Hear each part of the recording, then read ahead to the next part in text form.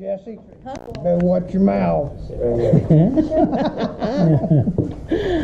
is a little rambunctious sometimes. We're up here at the Jay County Community Center in Indiana, and we're at the Wood Carvers Club meeting where they're carving up some wood. And we're going to watch some of these things that they're making here, ask a few questions about some of the things they're doing, let them tell us about their club a little bit. And we're going to have a Liars Club meeting here, tell a few lies. We got Tom over here. He's a carving on. Is that a gnome or a Santa Claus you're making? That's a gnome, I think. He ain't told you yet? Depends how it turns out. Yeah, never tell him until it's done. Could be firewood too. Yeah. Now, if somebody's interested in getting into wood carving, how would they go about starting out? Find a club somewhere close. If you're in the Portland area, you can come up to Community Center on Wednesday evenings from 6 to 8. We can get you started. We do have a morning class on Tuesdays from like 10 to 11:30. Only one. Only one? Yeah. Only one old person? Yeah, that's about it. What kind of tools would somebody need to get started into They would carving? need a sharp knife to start with, and a strop to use to sharpen it, and a glove, safety glove. And then some wood, and then have A lot of patience. a lot of patience, yeah. And it's nice to kind of have someone with you that knows what they're doing to get you started. Always fail. You come up here and no one knew what they was doing, didn't you? I came up here to learn something. What kind of wood is the best kind of wood to get started? Basswood's probably the best. It's what about everybody uses. Sometimes it's better if someone's already got it done for you. But basswood, some of us carve other kinds of wood too, but basswood's the softest to use.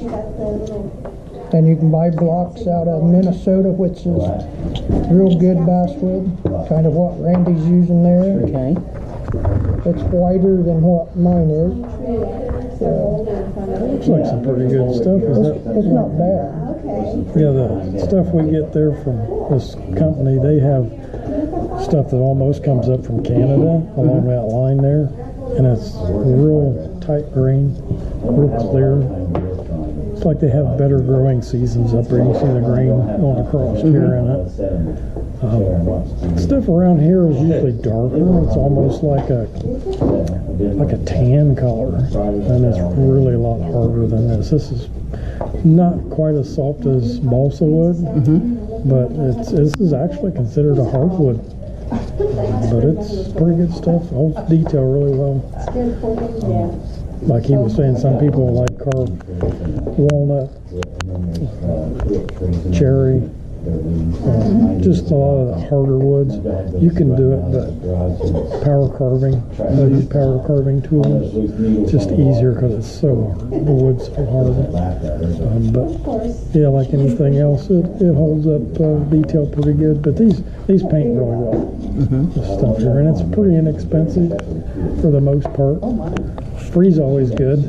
Yeah. Yeah, if you know somebody's got a basswood or a lindenwood tree that they're cutting down, just dry it and let it take about a year or so to dry unless you got a kiln to dry it in. But usually pretty inexpensive stuff. Every once in a while, when people find out you're a wood carver, they'll bring you all kinds of different kinds of wood to carve. And usually if you got a wood burner, if it's not able to carve, then it makes pretty good heat. But yeah, it's butternut's another one. Butternut's kind of like a light colored walnut. Carves really nice and has really pretty green. And usually you'll do pieces that you're going to leave natural because the grain's really nice in it. Boxer. You can this, but it lost one 2 weeks looks ago, better so painted because the grain's so Get faint. another one. You don't hardly see this if you leave it natural, unless it's some of that Indiana homegrown stuff. But yeah, club's the best way to get started, and just a knife, just a knife, and usually most everybody here's got some kind of patterns for you, no cutout stuff for you to get started. Teach you how to sharpen knives and how to be safe carving. You definitely want to try to do that. Gloves are okay. They'll prevent you from getting too many stitches, but it'll still go through because these are weaved, so the point will still go through. Yeah. But slashing wise, they've got Kevlar in them, so that helps. But yeah, it's kind of like a butcher. He gets cut because he uses knives. Right. You use them, so you're gonna get cut. Yeah. You just kind of hope it's not too often. Or too deep. Or too deep. Yeah, for sure. Do you ever use Dremels? Yeah, a lot of people will use it for detail work. Dremels are good, and then they've got the bigger power units that has like a cable that come off of them. Those are good. You got to be careful. Don't wear a glove when you're power carving. It'll roll up in that, pull it right off your hand and get you. Power carving's okay, but if you don't have a dust collector, it gets pretty dusty. And like him, he uses a chainsaw on a lot of stuff, which is kind of nice. Yeah. Makes for quick work. I mean, you can do, I don't know, 2, 3, 4 foot tall stuff in a half an hour, get it roughed out. Of course, you put the detail in with grinders and chisels and stuff, but pretty quick work, isn't it? As long as you got a chainsaw that's got a sharp chain on it, huh? Yeah, it's got to be sharp. But I'd say if you're going to get started, you can go online and there's a lot of how-to things like you're doing. For some people that works. But if some people can look at a book and learn stuff. Some people have to do this hands-on things. So if you got a club, that definitely is the way to go. Just to learn the ins and outs and stories. That kind of goes with it. Stories? Oh, okay. Yeah. Well, what are you carving there? This is a base for this guy here.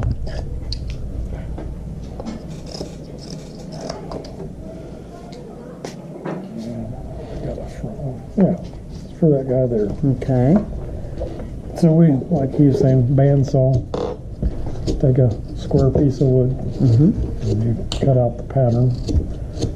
Turn it sideways and you have a pattern for the side, and it makes our work a lot easier when we can do that. It takes your time way down. Yeah. And then we draw in the face and the other parts of it. It's not just taking a block of wood and cutting away everything that ain't what you want it to be. Yeah, it's in there. You just gotta find it. But yeah, he'll sit on there and look just like that, or pretty close, we hope. Yeah.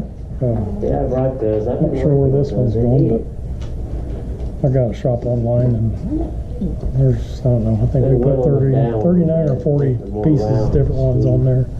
She rebooted us a bunch of them. Yeah, but it's nice to do it this way because it doesn't require a lot of big pieces of wood. You can just add them together. And this one here come locally from a place over in Union City. Miller's over there. Yeah. But this piece here comes from Wisconsin, the wood. No, Sharon is a jack of all trades. But yeah, we'll drill a hole, put a screw in the bottom of it, put it in there. And does preschool. And I'm sure just she like does that. like music things with them. All kinds of things you can do. We do bigger pieces than he does, even bigger ones with the chainsaw. Now, do you chainsaw trees? I use logs right now. Yeah. And I'll carve faces in them. I carved some pumpkins that I had there at that Heritage Festival we had. Yeah, those are cool. They're fairly easy, so it was a good way to start. So. Yeah, I've seen in yards, people have trees carved up, into totem poles and all kinds of things. Yeah, a lot of guys carve eagles and bears, and I haven't got quite that good yet. Jay County High School. But it's I coming. worked with her, Practice. and Yeah. then we went to the alternative school together, and But it's all she fun. went to her, the love of her life, which is Yeah, Yeah, city we- ever gets around to cutting down those 2 maples there in front of my house, I'm thinking about finding somebody that can carve them into something. Oh, and Yeah. Maple's okay, but some of that stuff is really hard. I mean, the older it is, the harder it gets, and after you cut it, the longer it sets, the harder it gets. Yeah. Yeah. branched me out reluctantly to. Maple's kind of one of those things probably for wood turners. But Carving, gone to. I only know a few guys that'll do it and they power carve it because it's just so hard. Yeah. They have the nicest. If you want something that'll last, it'll last. That's for sure. That was so sweet. But it's just so hard. Walnut, some walnut cherry is kind of hard too. Depends on how old it is.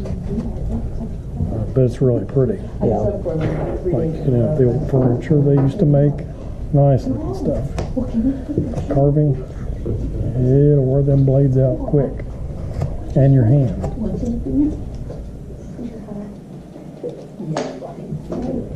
Jerry, he didn't bring, oh yeah, he's kind of got what I would call a miniature relief.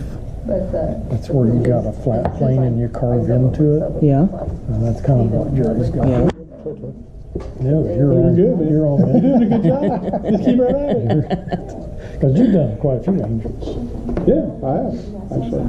Yeah, this is kind of the Christmas ornament. It is primarily a relief carving, which is basically putting the detail on the face of the wood. And the back is going to be fairly plain, not much on the back. Yeah. So, this is an angel.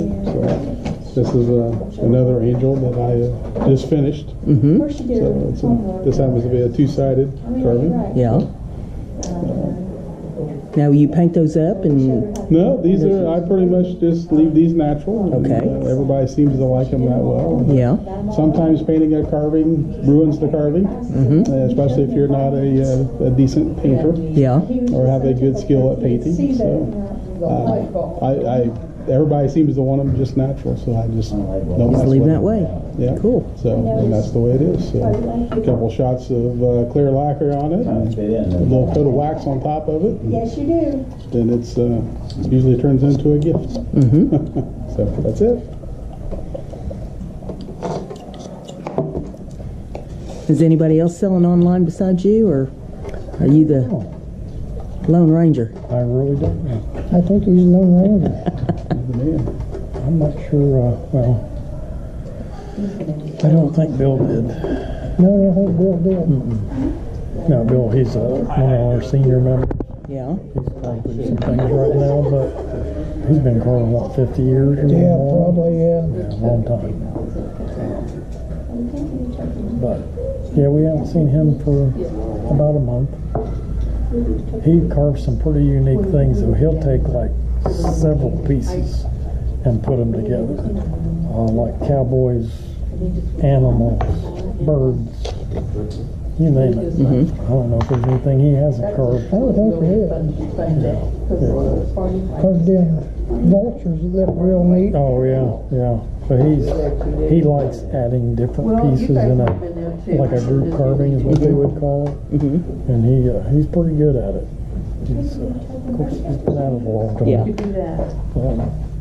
But I've seen some benches online that are phenomenal, where they'll carve a bench and then in the back, on the back of it, and down the arms, it'll have like bears or fox or Yeah. you know, a bunch of wildlife things. Usually what happens with carvers in the first couple of years, they'll carve a little bit of everything until they find a niche. And then they kind of zero in on that, not knowing that's what they're doing. They just kind of like something. Yeah. And then you kind of branch out from there. You know, you'll take that one thing and improve on it. Yeah. Add stuff to it. But usually in the first couple of years, you're trying to find where you're at. Trying different things till Trying you find different what things, works. tools, oh my gosh, you'll buy tools you never need. You know, that's what we all do. I did. We buy them because they're pretty. or maybe we saw somebody else using it and think, we can use it, and you'll try it and think, it's not so great. So that's why they have tool trading, Yeah. selling online and Yeah. stuff. D-stash. Oh, yeah. Knives, you never can have enough knives. They all do basically the same thing. Just some of them have bigger blades and pretty handles. Mm-hmm. And then you kind of get used to knife. You know, like this knife here, that guy made. Mm-hmm. And he found some steel at a rummage sale or a flea market or something, and it's the best steel that I've come across on all of my knives that I've gotten. Yeah. Trust me, I've got a few.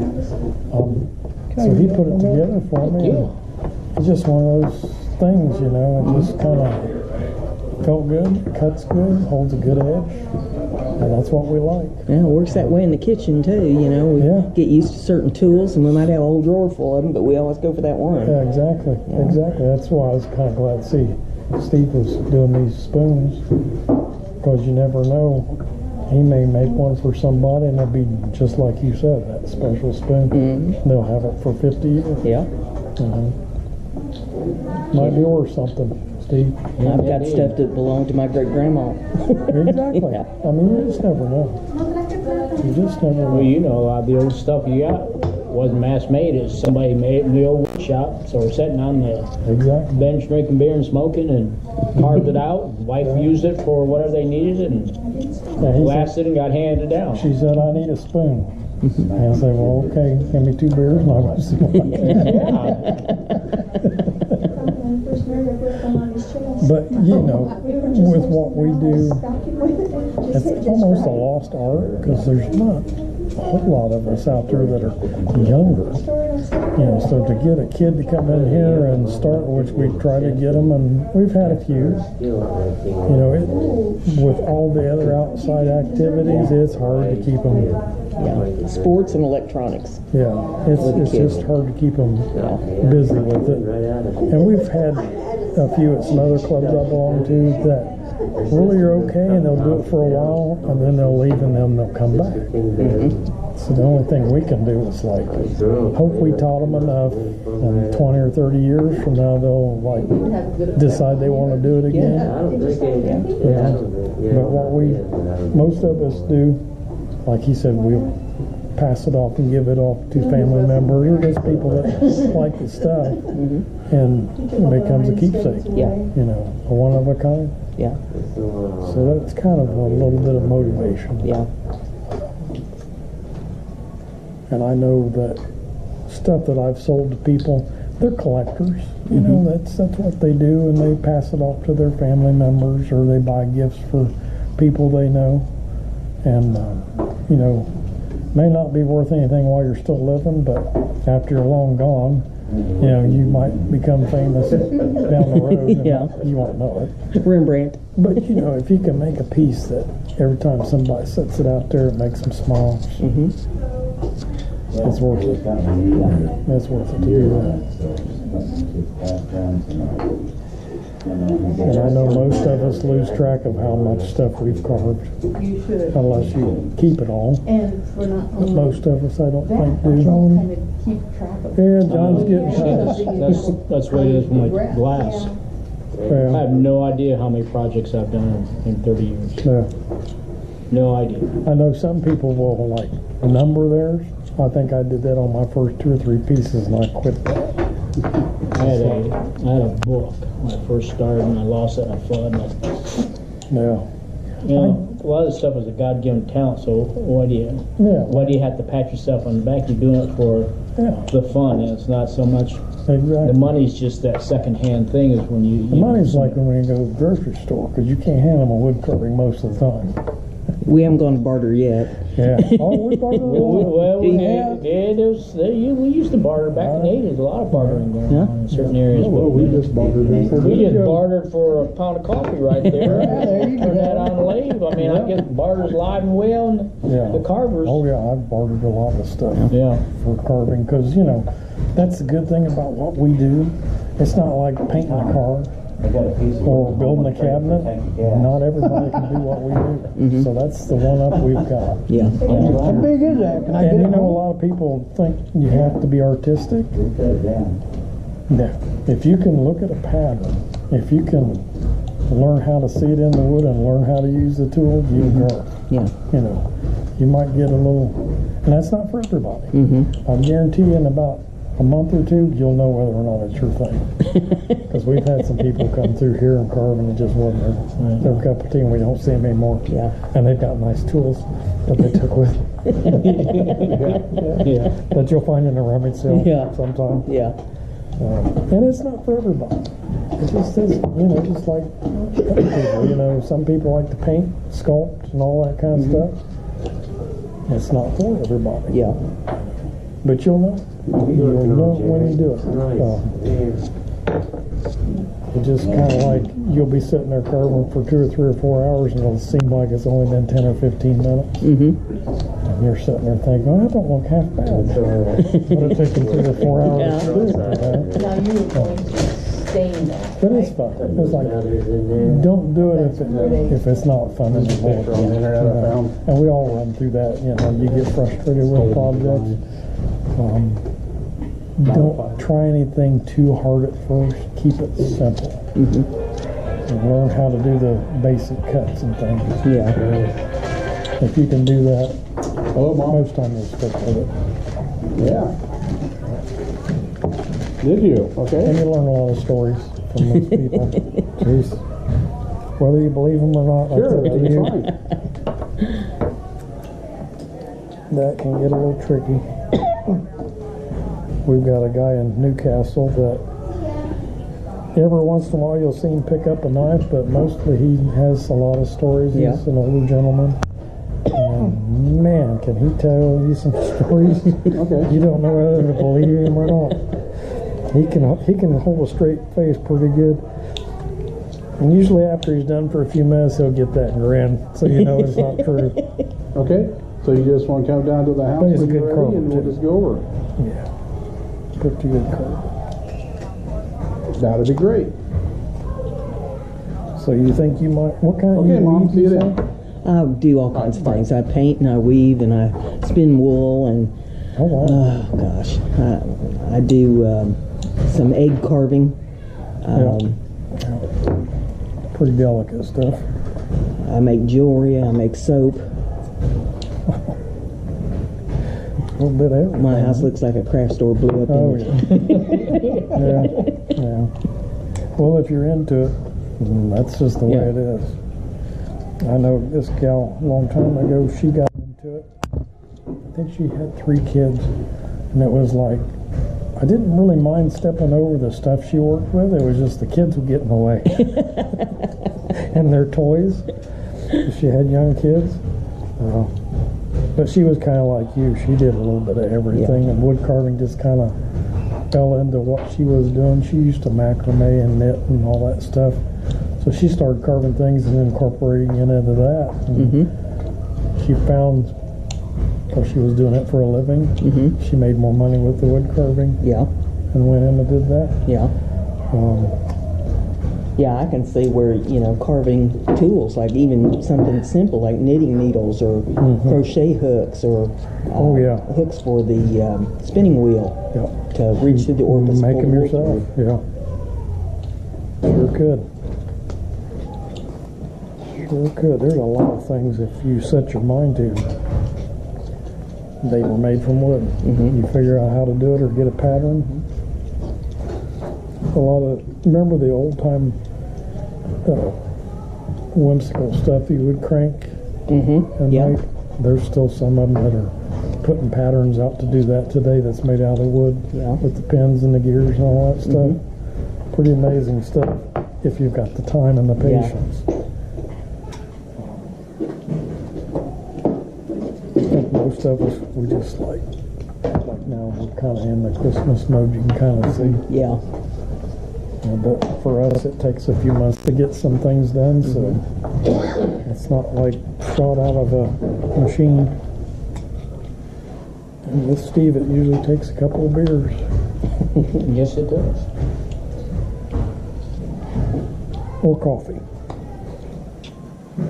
Yeah, I've heard a lot of people crabbing about Christmas stuff already up in a lot of the stores. Yeah. But if you're a crafter, a lot of times you need that stuff out ahead of time if you got to buy supplies in order to make the things you need to make in order to hit the Christmas rush. And ours usually starts mid-October. Like Carver one of those Santa Clauses did sell the first one. And our store started really getting hit end of July. So it was a little earlier this year. And like most shops, if you've been on there a while and you kind of got a following or people see your stuff on there, that helps tremendously. Yeah. You know, and then things get put on Pinterest and a couple other places, and then it brings it back to your site. Yeah, there's a lot of people And reels or all stuff. doing shows helps a little bit. People will come along and get your card. Jerry shows how to make last year when I Yeah. Oh, yeah, I forgot about those guys. But gave mine to my granddaughter. She loves it. I did the shop because it's cheaper than going and doing shows. Yeah. There's our Got your Etsy store on there? Yeah, I just started my Etsy store 3 months ago. I've got to get my listings straightened up this week to get Yeah, them it takes going a again. But yeah, I'm no trying to matter promote what you it. do. Yeah, it takes a while to get it started, but it's like anything else. Once you get it started, it kind of does it. You just kind of do updates and Yeah, add new stuff, or Do you sell your stuff on Etsy put or your anything? things No. back on there. yeah. You know, and It's a process. I got an don't do account, that. I I just let have her do never that part of it. put anything on it. Uh-huh. But I will. I'm a because one-girl just- show. I'm I've shutting got my it all website to down. do. Yeah, and it's a lot of Yeah. work. Well, we was on It there just today, takes too this much morning time, and for I haven't about sold 2 anything in over a year hours, on it, relisting things. Yeah. She's got another shop, And it's- I've got another shop that I I have just don't with have the the spoons. I effort haven't even had time to to work open that hard. I it mean, that's a full-time because of job. all this other stuff. Yeah. I mean, But it's so, Anymore, if you got a website, Inexpensive. you post your stuff on there. It's just And once you almost get like your a full-time system all job, which means you're not figured gonna be out. creating anything. I wouldn't say it runs itself, but you just kind of keep when I an had eye my on first Yeah. website You that I know. designed myself, Well, I figure it's Before I a didn't process because you renew got to mine. pack the stuff. You got to get it shipped Oh, out. we've got a shipping department on our front porch.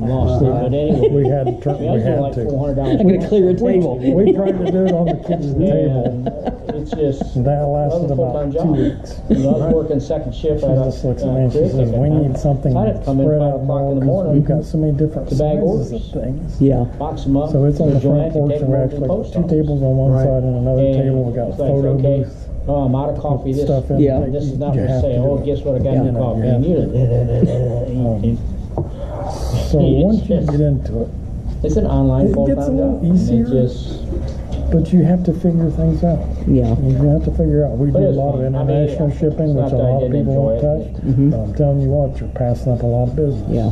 How do you figure the shipping on those international? USPS has ways to figure that. Okay. And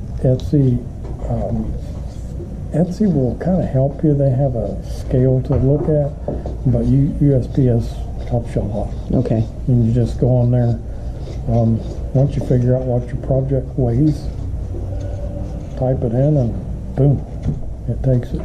And we keep buying a bigger mailbox out front to put packages in. We've bought 3 or 4 different ones. I think we've got the biggest one, and if it gets to be too big for that, we just take it to the you post sell, office. you ship out to the postal service? Always have. Do you print your labels online? Oh yeah, we've got a commercial. You know they'll pick them up at your door. Mm-hmm. Okay. Yeah, they've already offered to do that. I was even gonna make a box to put out on the porch And just so they could pick it up and, send them a thing so Yeah. they'd know to pick it up. Sometimes it's good just get out of the house. So you take the box, go down to farmland. We're closer to farmland than Winchester. So we go down there and visit, take stuff, get stamps, whatever. But yeah, that's another thing. Get your commercial rates through Etsy. Much cheaper. Yeah, much cheaper. We buy our boxes. We were buying them through Uline. We buy them through Staples because Uline charges you so much to ship stuff to you, and Staples is free. Just set up a rewards card account with them. It's usually there in 2 days, 3 days at the most. free shipping if you buy over so much. So we wait till we buy over the $30 or $40. Did you have to get some kind of digital scales or something to weigh your stuff up on? Yeah, bought it off of Amazon. It goes up to 25 pounds, I think. It was only like $20 for this digital scale. Once you get it set up, piece of cake. Set your item on there all boxed up. Leave the top open, of course. Put all your packing and stuff in there. Send that to your printer, and it prints out your label. You're good to go. Figures it all out for you. Makes it so easy. Once you get it figured out. Yeah. But at first, yeah, it was definitely confusing. And they always go by the size of the boxes too. You can, I think Etsy has different ones, or USPS will. So you gotta kind of figure out whatever it is you're carving, what will fit in what box. Yeah. And we've had a few things where we actually had to take it apart to put it in the box. So then you have to put instructions for whoever buys it. And we let them know up front, you know, if you've got a screwdriver, you can put this screw in here, we'll draw you a little diagram. If you got any questions, send us a convocation through Etsy and we'll walk you through it. 3 years old. We don't have too many things like that. And sometimes we'll take stuff apart because it's fragile. Great aunt who was a. And there's no way you can pack it to know that it's going to get there. Because I mean, these guys, I know a guy that worked for UPS. It's like a basketball shoot through the box in the back of the truck. You got to be careful. And you know, I did not know this, but everything out of Indiana that gets shipped, United Post Office, they just take it down to a hangar at Indianapolis Airport, and they got this great big octopus, and they just dump them in. Yeah. Make sure you get tracking. And they read their tracking number. It helps you and it helps the customer. Yeah. I sent 10 windows calls and says, "Where's my stuff? Knoxville, Tennessee. Give me a minute." Oh, you know where's that. Usually Etsy has it where it gives them a tracking number, so if they have access, then they can do it, and usually that cuts out a lot of that interference with you, so you can go on and do your business. That helps out a lot. A lot of times you don't put insurance on it, it's just because it's under. Yeah, we usually put insurance on most of our I stuff. start putting insurance on mine because Yeah, it doesn't cost that much, and you can kind of roll that into the price, Favorite aunt was my aunt. and people are happy that you got insurance. Postal Service now has insurance on all the packages when you mail. Yeah, if you get priority, it usually It doesn't have to be priority. they give you priority shipping with insurance. up to $50. Yeah. Well, it doesn't have to be priority method, does it? No, it automatically reverts to it, is what I'm saying. You automatically get $50, but I guess I'm out of touch with it. Yeah, but I want they just started to tell you doing what, that. if over $50, it kind of eats you up. Yeah. Especially, you know, you haven't built it into your price, and you know you gotta. You You almost gotta build it into your price. That's why it's nice to kind of do some of the same projects over, because you know. And then USPS sends you changes. So if the rates go up, you know to figure that in your price.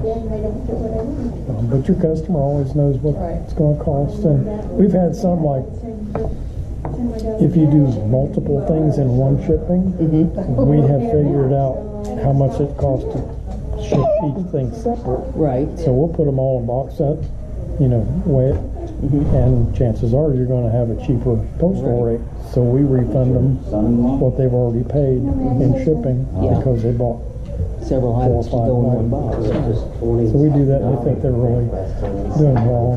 You know, They get that little envelope with 75 cents in it. Oh my lord! Well, most of them do that Etsy direct checkout. Like they do a credit card or something, or PayPal, so it reimburses their account.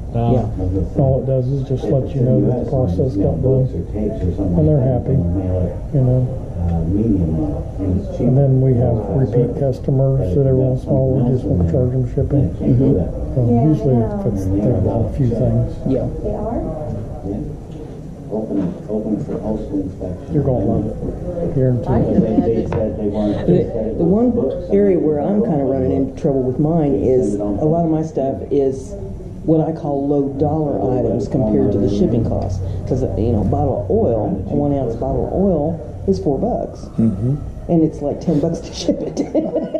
You know, people say, oh, I'd really like to try that oil, but they don't want to pay the $10 to ship it. I can't blame them, you know. What you can do is maybe figure out a way to give them buy one, get the second one half price.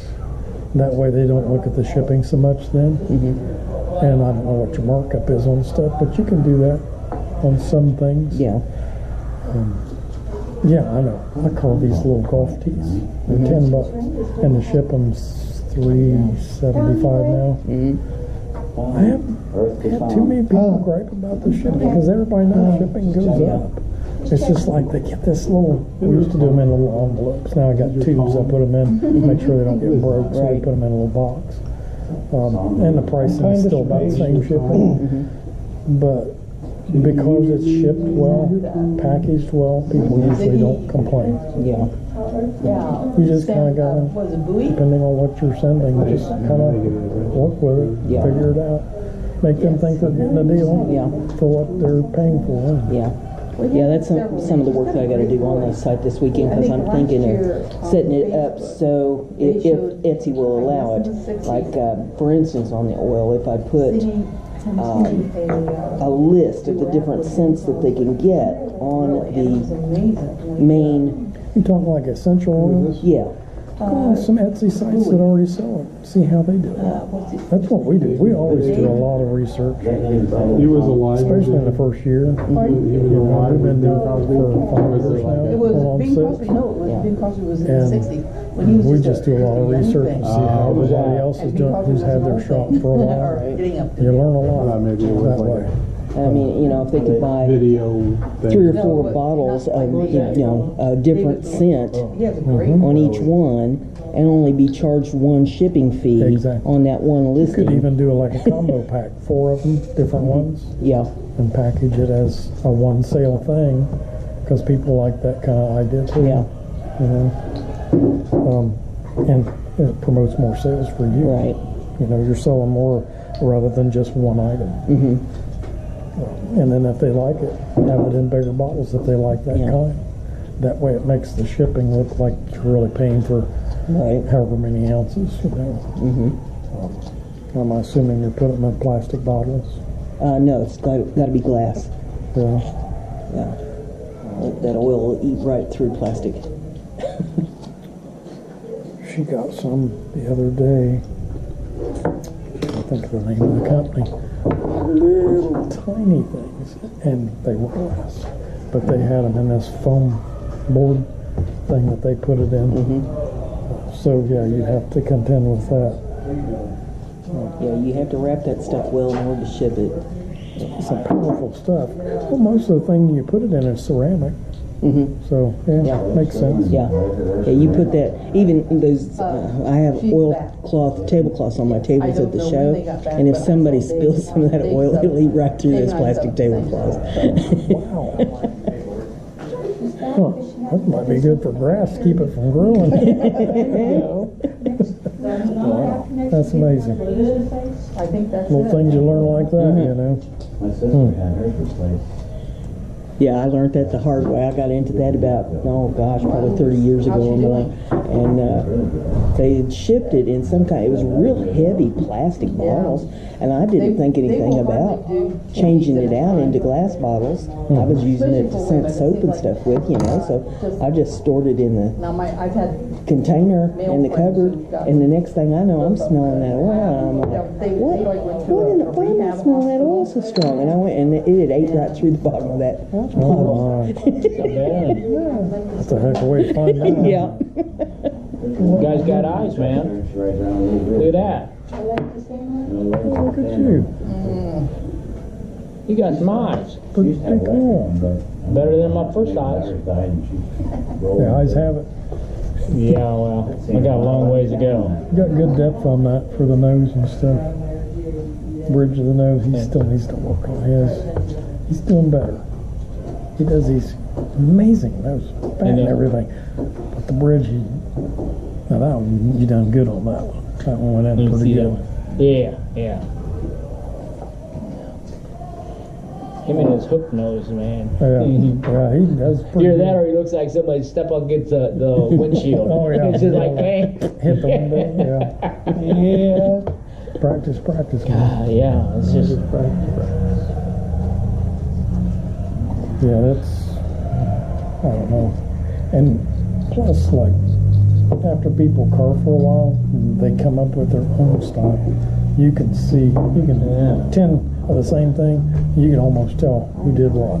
Yeah. Just by the way they kind of do the faces or the way they carve. You can tell. Or they finish it, or they paint it. You can tell. Decide on what kind of project you're gonna do. He's gotten a lot better. it just takes practice, you know. And a lot of the times it's by mistake. Oh, hey. Yeah, we Hey, learned. yeah, then so you try to duplicate, and once you duplicate it, then you know, he does his eyes pretty good. I like We his eyes. definitely learn. Well, that's how you do it, by experience, by learning over and over. You know, you might even do eyes a certain way for a year or two, and then you just happen to see somebody doing it a different way. It's like, that's easier. Different tool. You go in there and you start going, how did I not see that in the first place? That kind of thing. But that's like with anything. Yeah. You know. How many of your first pieces did you trash before you I finally saved decided it my was worth? first 2 pieces. I still have them. And I did that for my kids, more or less. And for me, I guess, maybe. A lot. Helby? All of it. Helby with great guy. That's why it's nice to get a good deal on wood sometimes, or if people know you, they bring you wood. I bought that as a If you're trying to monthly show. piece the first time, don't use your best wood. Practice on it because you're going to make changes. And even though You gotta look at I've done this one a whole lot, and that is. I'll change it and find new ways, faster ways to get to the same spot. Right. That's what I did. You just do. But it takes time with anything, you know. Just like you with your weaving and stuff, This is the most wonderful you thing might in the have world. certain patterns that are faster Well, I to do like than Stick others. your hand in there. I'll show you. I'll show you. Different kind of I I'll got show it. you where I found Mine's thread not, or whatever, mine's you not that know, small. or you make your own Yeah, that's why I wool said and stuff it. like that. Yeah. Find, because I used to go on reservations for non-cutters. I had some friends that were carvers, Yeah. and their As soon as grandmothers I would get be to sitting poke it in your hand, it doesn't bleed. Until about making their 15 own minutes stuff. later, I it's think, everywhere. how cool is that? You don't see that in town. You know? And I'd be watching them more than I'd be watching my buddy carving because they'd do kachina dolls and stuff, you know. So I'd sit there and most of the older people won't talk to you, but you can sit there and watch all you want. And it was really cool to watch them. I'm not sure what the technical terms, but just making it and carding the wool and stuff and Yeah. stretching it, pulling it out, and they put it on these blocks, you know. Really cool. And dyeing it. Yeah.